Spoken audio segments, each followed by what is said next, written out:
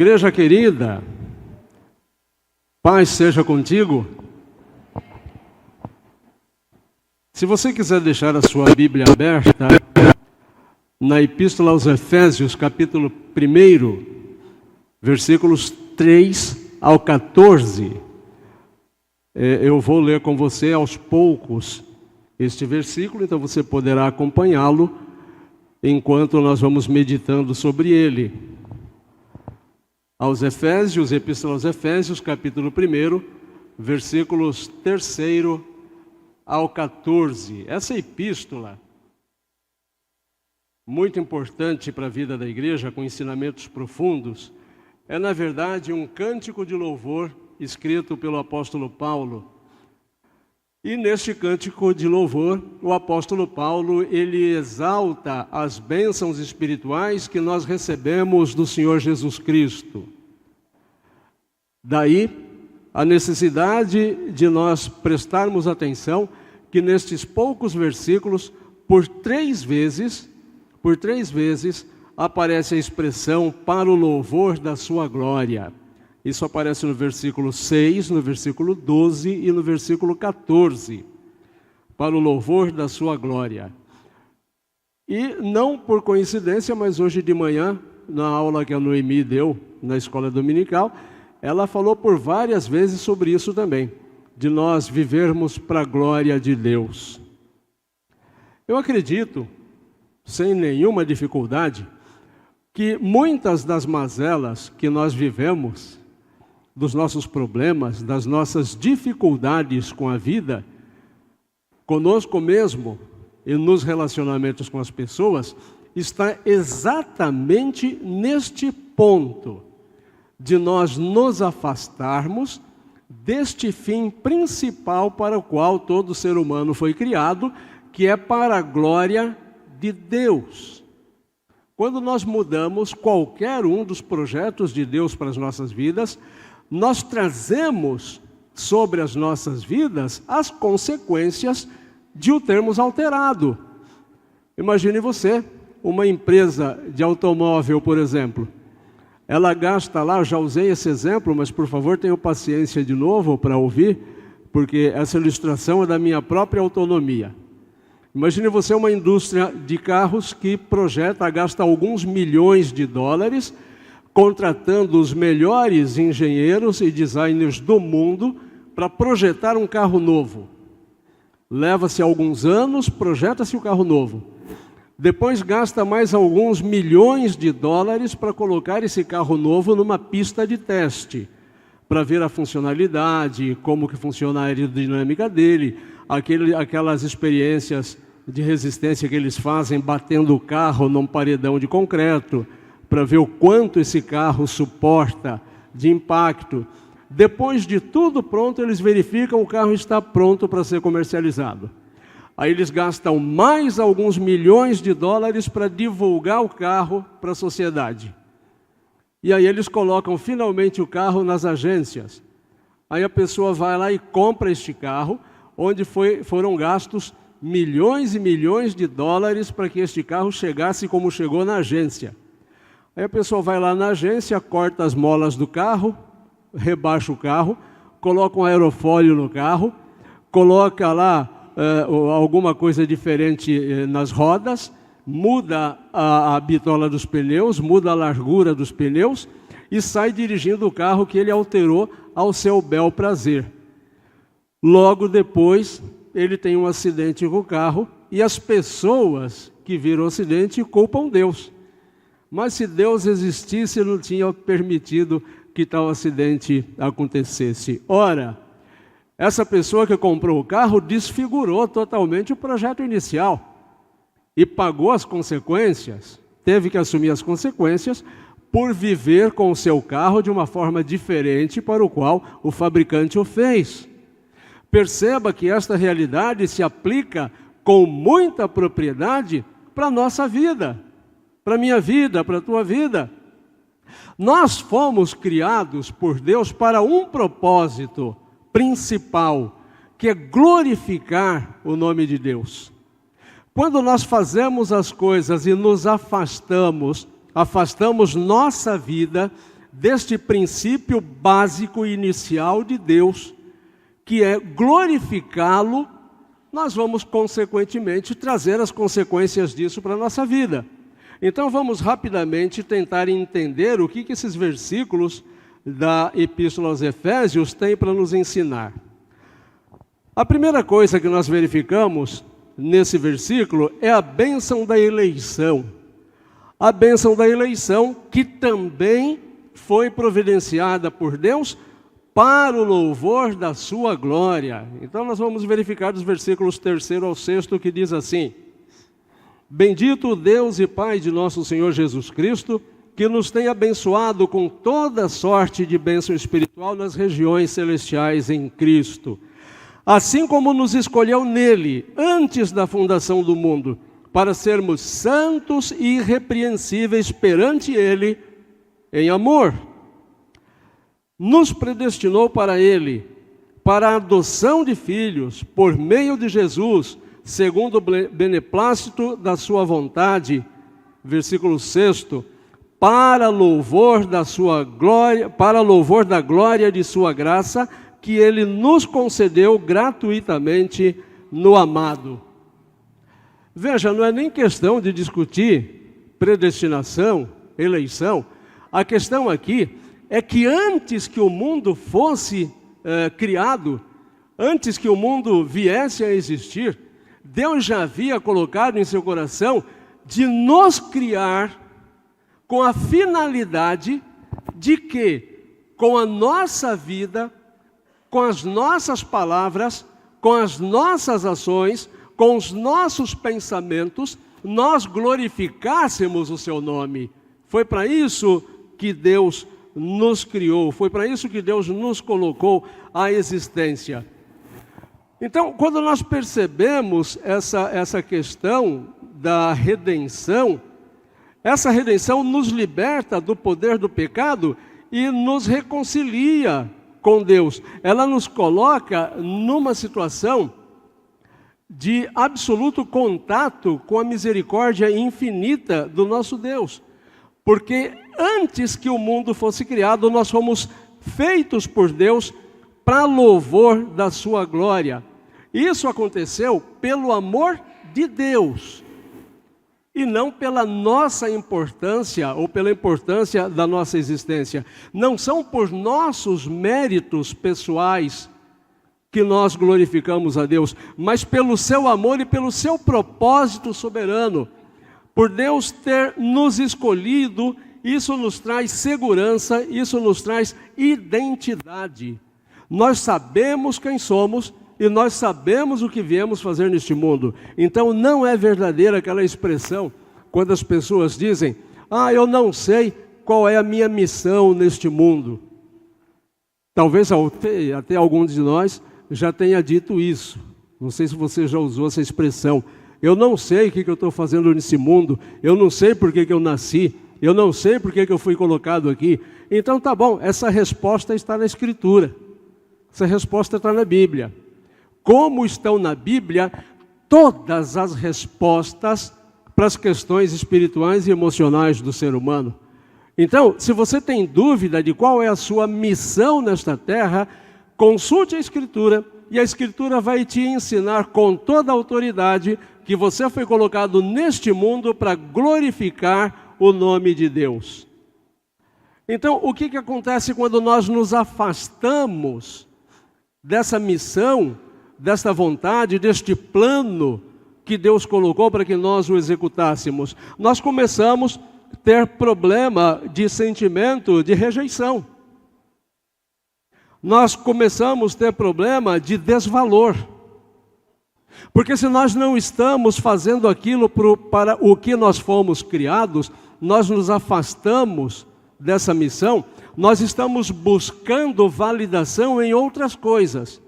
Nós estamos buscando validação em outras pessoas e não em Deus, em quem nós deveríamos esperar, buscar e receber a nossa validação.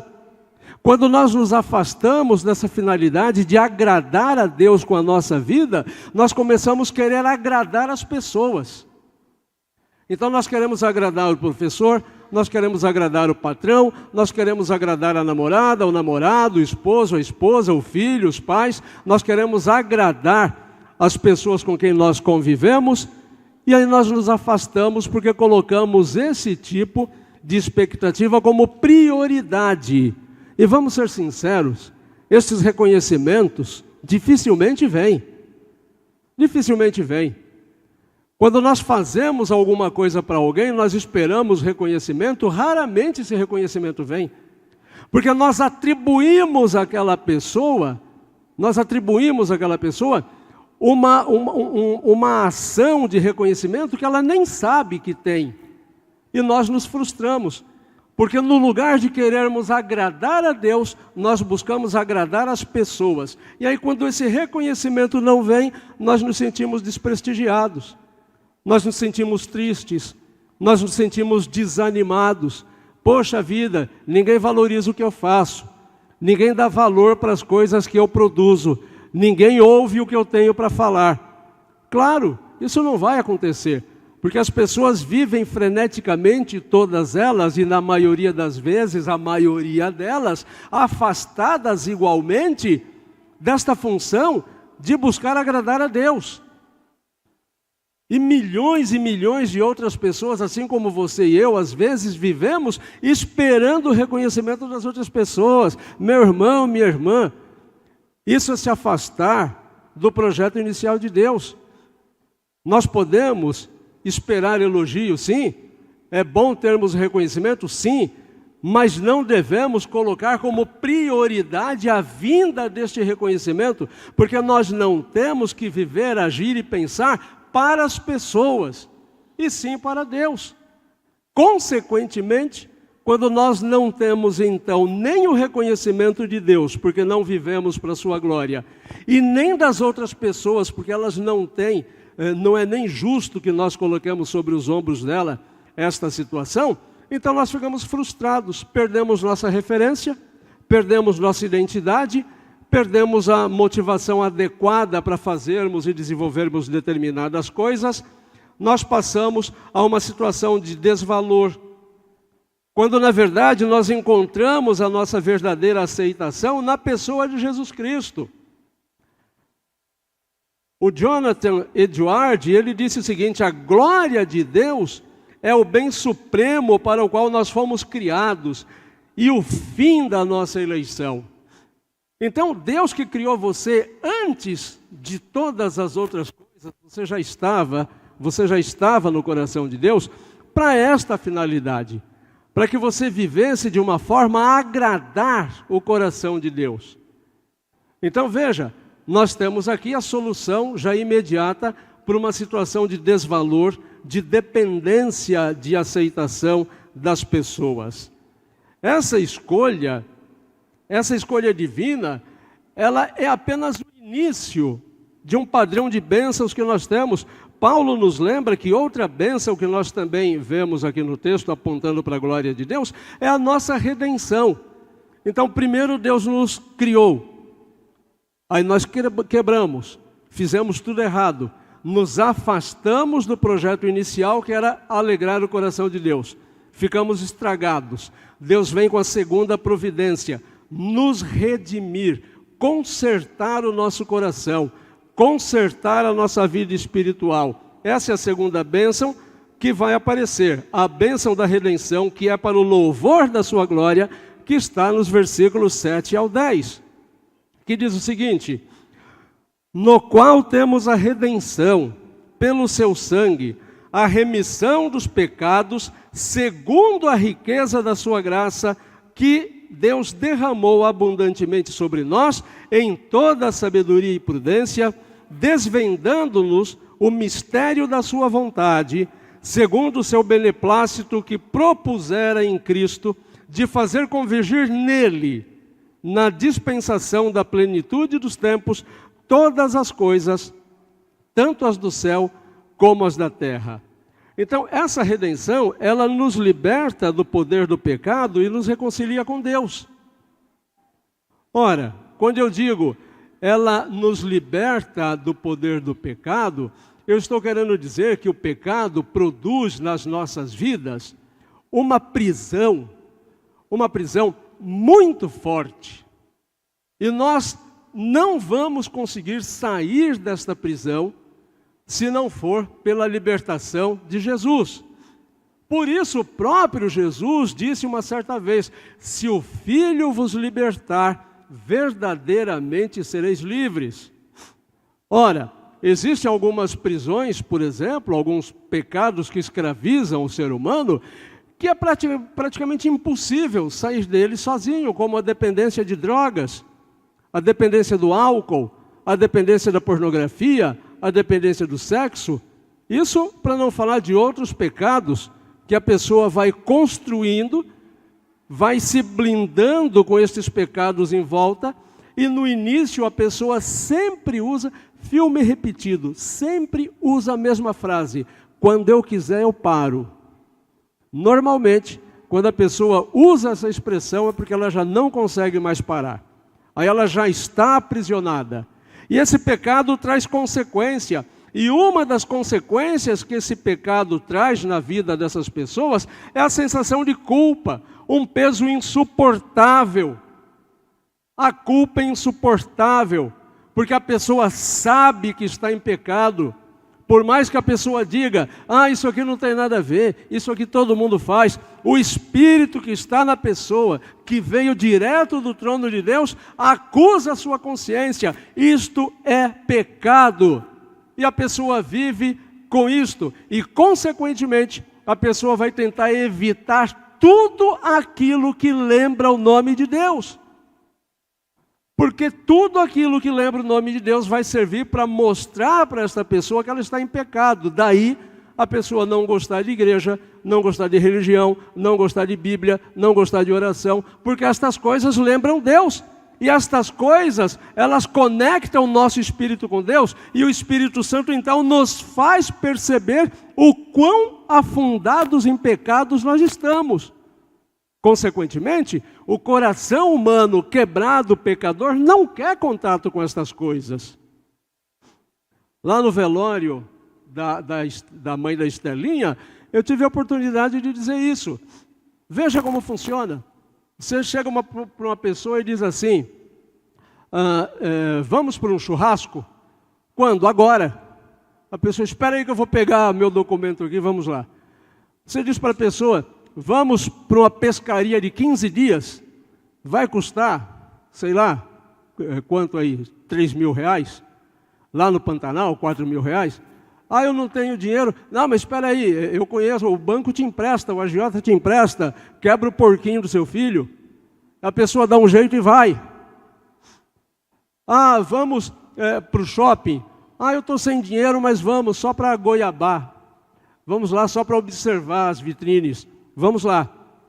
Não há nenhuma dificuldade, mas chama esta mesma pessoa para a igreja. Não dá. Tem um compromisso. Vai chegar parente. Estou cansado. Está chovendo, está frio, está calor. Não é assim? Falei bobagem?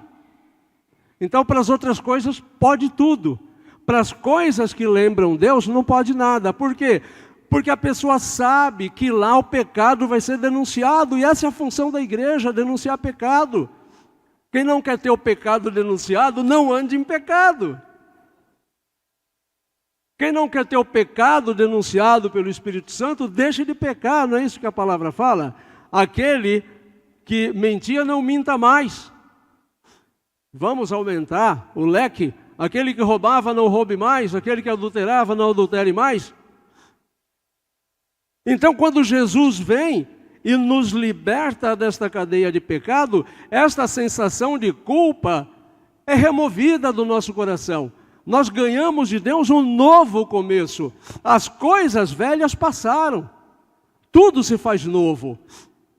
Deus nunca joga na nossa cara os pecados que nós praticamos no passado. Nunca.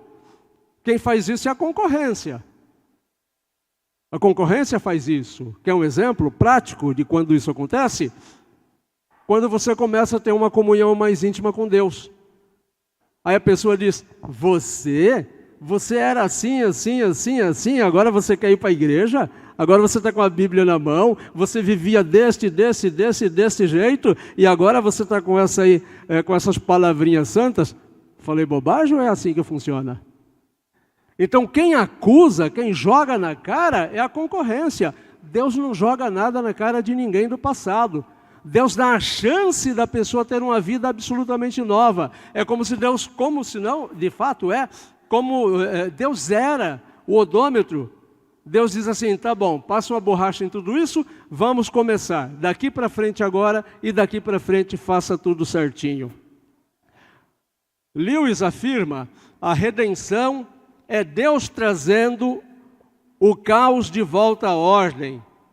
É Deus trazendo o caos de volta à ordem. Em Cristo nós somos restaurados, mas restaurados para quê? Para glorificar a Deus. Também com a nossa redenção. Hoje pela manhã conversamos sobre isso na escola dominical. Quantas pessoas já não vivenciaram essa experiência? Às vezes está tendo uma brincadeira, um comentário, uma situação, e aí você chega naquele ambiente e alguém diz assim, ó, vamos parar com isso porque tal pessoa chegou. Já aconteceu isso com você? Já? Quem já teve essa experiência? Ó, vamos parar com isso porque essa pessoa aí não é disso não, para com isso. Você acha que a pessoa que está dizendo isso, ela está dizendo por ela mesma? Não. Quem está dizendo isso é aquele negocinho que está lá na pessoa, que olha para você e vê o Espírito Santo em você. Quer outra prova de que é assim que acontece? Quando você chega num ambiente onde nunca te viram, e alguém se aproxima e diz para você, você é cristão, não é? Você é cristã, não é? E sabe por que isso acontece? Por que há essa identificação? Porque você tem o Espírito de Deus. E quando um vagalume acende a luzinha na maior das escuridões, essa luz é percebida. Então quando você tem essa redenção de Jesus, e você chega em qualquer lugar de trevas, não as pessoas, mas o outro Espírito que não é o Santo, que vive nas pessoas, vai olhar para você e vai perceber o Espírito que você tem e vai se manifestar, como se manifestava nos relatos bíblicos. Quando viam Jesus, o que os demônios diziam? Jesus, filho de Davi, vieste nos perturbar antes do tempo? Quando viram o apóstolo Paulo passando em frente à tenda, o que o Espírito que estava na moça disse? Sem conhecer Paulo, chama pelo nome, Paulo, servo do Deus Altíssimo. Quando você tem a redenção de Cristo, quando você tem o Espírito Santo, a tua presença não passa despercebida, porque você vive para agradar a Deus, e não para agradar esse espírito maligno que anda possuindo muitas e muitas pessoas. Está com o ouvido preparado? Inclusive dentro das igrejas. Inclusive dentro das igrejas. Após nos escolher antes da fundação do mundo, após nos resgatar em Jesus Cristo, Deus ainda faz algo maravilhoso conosco. Ele nos sela com o Espírito Santo. O selo do Espírito Santo também é para louvor da sua glória. Versículos 11 a 14 que diz, nele digo, no qual fomos também feitos herança, predestinados segundo o propósito daquele que faz todas as coisas conforme o conselho da sua vontade, a fim de sermos para o louvor da sua glória, nós, os que de antemão esperamos em Cristo, em quem também vós, depois que ouvistes a palavra da verdade, o evangelho da vossa salvação, tende nele também crido, fostes selados com o Espírito da promessa, o qual é o penhor da vossa herança, até ao resgate da sua propriedade, em louvor da sua glória. Então o Espírito Santo é o penhor, é o preço, é o pagamento, é a sustentação de toda a nossa redenção. garantindo que nós pertencemos a Deus e somos pertencentes a Deus até o dia final da nossa redenção. O diabo não pode tirar você das mãos de Jesus. Não consegue. Não tem nem autoridade e nem poder para isso. Foi o próprio Jesus que disse: aquele que vem a mim, de maneira nenhuma o lançarei fora. Então, essa é a garantia de que nós podemos viver em paz. E muitos, então, acabam carregando essa situação de não se sentir selado pelo Espírito Santo, de não ter uma garantia da sua salvação. E aí, no lugar de viver para a glória de Deus, mais uma vez vive para a glória de outras pessoas, confiando que serão outras pessoas responsáveis pela sua felicidade. Assim atribui aos familiares a sua felicidade. Assim atribui aos amigos a razão da sua felicidade. Assim atribui a produtos químicos a razão da sua felicidade.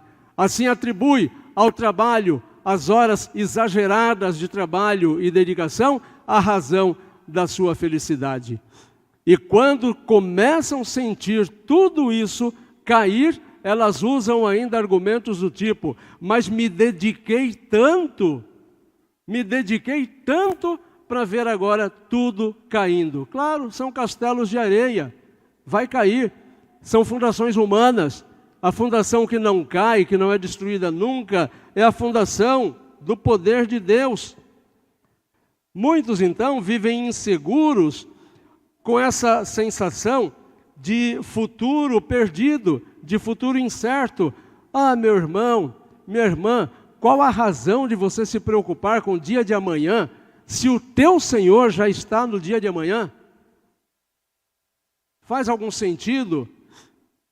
Nem num princípio de lógica formal da filosofia isso faria sentido. Se você tem um Deus que está no teu futuro, cuidando do teu futuro, por que você tem medo de chegar até lá? Qual a razão disso? Deixa eu lembrar do nosso tempo de infância. Você é do tempo que brincava na rua, principalmente nas férias? Aí brincava, e quando dava fome, o que você fazia? Você reunia lá com a molecadinha e fazia uma vaquinha, comprava um arrozinho, colocava uma latinha, acendia um álcool e cozinhava um pouquinho de arroz ali no meio da rua com a molecadinha. Era assim que funcionava? Não? O que você fazia quando sentia fome, estava brincando na rua? Ou o que você faz? Não é criança hoje, jovem, adolescente, está na rua, hein, Ana? Ana Júlia, está na rua, está passeando, deu fome, o que faz? A resposta é mais simples do que vocês pensam. Hã? Volta para casa. Está com fome? Volta para casa. Mas por que a gente volta para casa quando tem fome?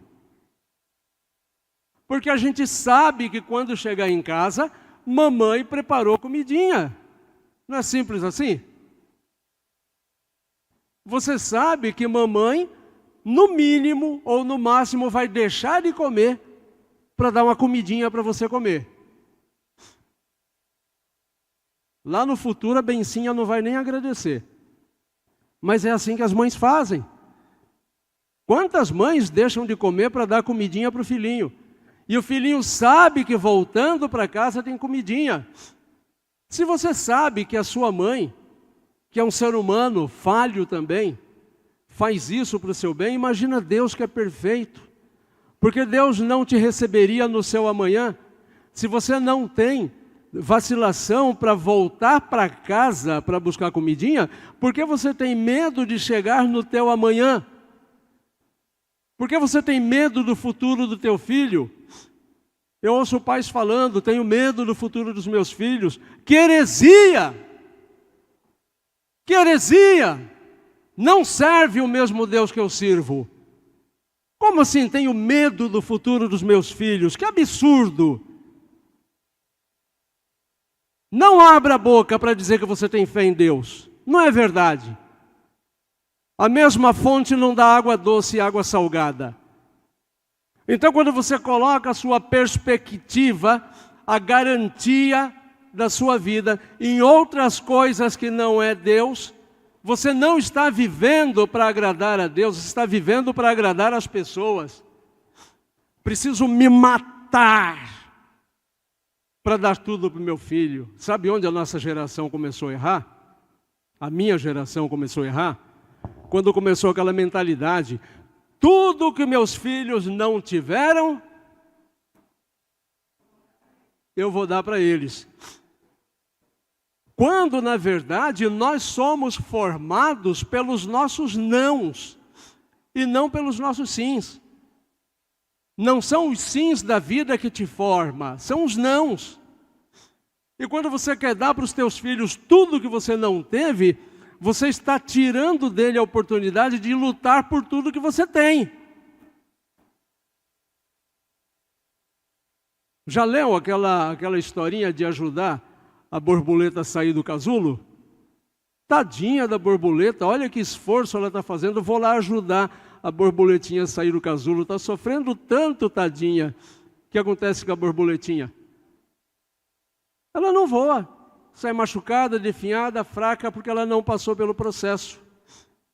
Então, quando você coloca o glorificar a Deus e substitui isso por glorificar o ser humano, quando você coloca o seu projeto de vida no futuro dos seus filhos, quando você coloca o seu projeto de vida naquilo que você acha que teu marido, tua mulher pode fazer por você, quando você lava uma louça e diz que está ajudando a sua esposa, quando você diz que está ajudando a sua esposa, porque você entende que o trabalho é dela, não é teu, então você espera um reconhecimento, porque você está fazendo algo que não é sua obrigação, não é seu dever, e eu já falei isso aqui, de quem que é o dever de lavar a louça? De quem viu a louça suja?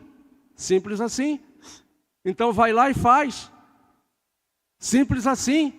E não espera reconhecimento. Não espere elogio, porque você não vai fazer para o outro. Você não está fazendo para a esposa, você não está fazendo para o marido, você está fazendo porque é isso que um cristão, uma cristã tem que fazer. Tem que viver de forma digna, de forma honrada, de forma que Deus se alegre com o teu comportamento. Isso é glorificar o nome de Deus. Glorificar a Deus, portanto, é viver com o coração voltado para Ele. É viver com o coração rendido a Deus. Então eu vou passar para você aqui essa frase do Spurgeon: o Espírito Santo é a marca divina em sua alma. Esse é o penhor da promessa de Deus. Então veja, Efésios 1, 3 a 14, é tudo isso sobre a glória de Deus. E eu quero compartilhar com você, como sempre faço, algumas aplicações práticas. Como que eu faço então para viver para a glória de Deus? Eu vou dar aqui algumas dicas e aí você pensa aí com os seus pensamentos, porque não dá para pensar com os pensamentos do outro, embora a gente ache que dê, não é? Às vezes a gente não acha que dá para pensar com o pensamento do outro. Mas como? Você tinha que saber o que eu estou pensando, você tem que saber o que eu quero. Como tem que saber? Tem que saber coisa nenhuma. Adivinhação é pecado, está lá na Bíblia. A mente humana pertence a Deus, não pode ser invadida por ninguém, nem por tentativa. A mente humana é um universo que pertence a Deus e pode ser somente pelo Espírito Santo melhorada. Então vou lá algumas dicas práticas. Reconheça que a sua vida é um instrumento para glorificar a Deus. Ficou difícil? Na teoria não, né? Na teoria é fácil. Reconheça que a sua vida é um instrumento para glorificar a Deus. Segundo, confie na obra redentora de Deus, descansando na segurança de sua escolha e de seu espírito, da escolha de Deus para a tua vida. Descansa na escolha de Deus para a tua vida. Eu falei no começo que uma parte muito significativa dos nossos sofrimentos é porque nós queremos fazer do nosso jeito, de forma insubordinada, sem obedecer a Deus, sem considerar sequer o que Deus tem para nós. E como filhos desobedientes e rebeldes, nós trazemos as consequências disso para a nossa vida. 3, compartilhe essa verdade com outros, para que mais pessoas vivam para o louvor da sua glória. Quer um pouco mais de praticabilidade, de exemplo execuível para isso? Então vamos lá. Eu sei que é o primeiro culto do ano, então eu posso falar até por 3 horas aqui, que vocês estão cheios de energia, né? Meu professor de seminário, ele ensinava, eu já saí da regra, ele ensinava que 5 minutos para pregadores, como era? 5 minutos para bons pregadores, 15 minutos para pregadores muito bons, 20 minutos para pregadores extraordinários. Eu não estou em nenhuma das 3 categorias, então eu posso falar aqui por 3 horas. Como que é no seu trabalho? Como que é no seu estudo? Viver para a glória de Deus significa você fazer o que você tem feito com honestidade, com integridade, demonstrando que você valoriza o que Deus confiou na tua mão. Ah, meu chefe mandou eu fazer isso aqui. Não faça porque é o chefe que mandou. Ah, o meu cliente encomendou isso aqui para mim. Não faça porque o cliente encomendou. Faça para glorificar o nome de Deus. Faça de uma forma tão bem feita que antes do teu cliente, antes do teu chefe, Deus vai olhar e vai dizer assim: menino bom, olha que coisa maravilhosa que fez. Menina formidável, que menina sabida essa minha filha. Olha que obra de arte que fez essa garota. E assim você demonstra que você valoriza o que Deus confia para você e você age de acordo com o caráter de Deus. Não com aquele pensamento: ah, essa pessoa aí não merece não, vou fazer de qualquer jeito, vou fazer isso daqui, tá bom. Ou expressões sinônimas, eu não sei se você já ouviu, ou se você já usou. Se você já ouviu, menos mal. Se você já usou, creio que você deve repensar aquela famosa frase: isso aqui não é minha obrigação, isso aqui não faz parte da minha função, isso não é o meu dever. Está escrito na Bíblia: seremos chamados de servos inúteis, porque fizemos somente a nossa obrigação. Isso está escrito lá. Seremos chamados de servos inúteis, porque fizemos somente a nossa obrigação. Antes do apóstolo Jesus, se alguém pedir para você caminhar 1 milha, vai 2. Se alguém te pedir uma camisa, dá a camisa e dá a blusa também. E nas relações com as outras pessoas? Como que você vive para a glória de Deus?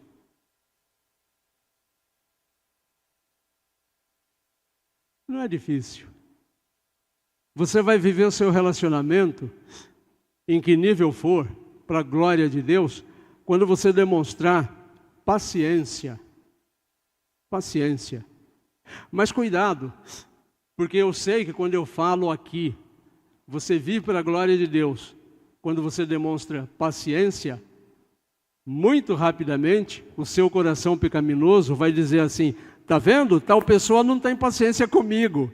Eu não disse isso, das pessoas terem paciência com você. Eu disse de você ter paciência com as pessoas. É escolher tratar os outros com bondade. É uma ação intencional. Você vai tratar os outros com bondade, mesmo em situações difíceis. E quanto mais difícil for você tratar uma pessoa com bondade, mais glória você vai dar a Deus. Porque se a pessoa não reconhecer que você está fazendo isso para a glória de Deus, o capeta que está pissuindo a cabeça daquela pessoa que te provocou vai saber que você está agindo para a glória de Deus. E quando você cuida do seu corpo, Ah, eu cuido do meu corpo, pastor. Calma, tem outra parte da pergunta. Como que você cuida do seu corpo e da sua mente? O que você joga aí para dentro da sua cabeça? Hoje de manhã a gente estava conversando com uma pessoa e a pessoa perguntando, você viu tal coisa? Você viu tal influenciador? Você viu tal pessoa? E aí, para encurtar a prosa, eu disse assim, olha, já na última política, eu percebi que as reportagens, os noticiários, estavam me irando. Eu parei de ver notícia. Então não vejo jornal de tipo nenhum. Leio as notícias que eu quero ler. Mas parei de assistir, de emprestar minha mente para manipulação, seja de que ideologia for. Parei, resolvi um punhado de problema da minha cabeça. Aí logo depois eu comecei a perceber que a rede social estava me irritando muito. Eu vi aqueles absurdos que as pessoas colocavam lá, e eu dizia, não é possível que um ser humano com 5 centímetros de cérebro colocou isso aqui. E aí o que eu fiz? Como eu não posso mudar as pessoas, mudo a mim. Parei de ficar degladiando em rede social. E aí disse para ela, por último, eu parei de seguir essas pessoas formadoras de opinião, que têm a solução para todos os problemas, menos para a vida delas próprias. Então tenho me libertado gradualmente de muitas coisas que têm perturbado a minha mente. E você? O que você está permitindo que encha a tua mente? Que tipo de coisa você está lendo? Que tipo de programa você está assistindo? Que tipo de música você está ouvindo? Que tipo de música você está cantando? Então não é só cuidar do corpo e da mente superficialmente, mas reconhecer que o nosso corpo é templo do Espírito Santo. Templo do Espírito Santo. E qualquer coisa que você faça com o seu corpo, você está fazendo com o templo do Espírito Santo. Basta ler 1 Coríntios 6, 19 e 20. Como que você está fazendo com seus recursos financeiros? Você é uma pessoa generosa ou avarenta? Você contribui com o reino de Deus ou não? Louvado seja Deus. Na minha igreja, na igreja que eu pastoreio, tem, acho que agora, o Eduardo me corrija aí se eu estiver enganado, acho que umas 4 pessoas que teimam em não ser dizimista, né, Eduardo? Que têm renda, mas não são dizimistas. Isso é um problema delas com Deus. O resto é dizimista. Todo o restante. Algumas outras pessoas que não são, não têm renda, mas contribuem com o seu tempo na igreja. Então são pessoas que não são encontradas em pecado diante de Deus. Essas pessoas usam os seus recursos financeiros para a glória de Deus e não para a defesa de opinião. Ah, eu acho que não tem que fazer, porque aquele fulano disse que isso aqui não precisa.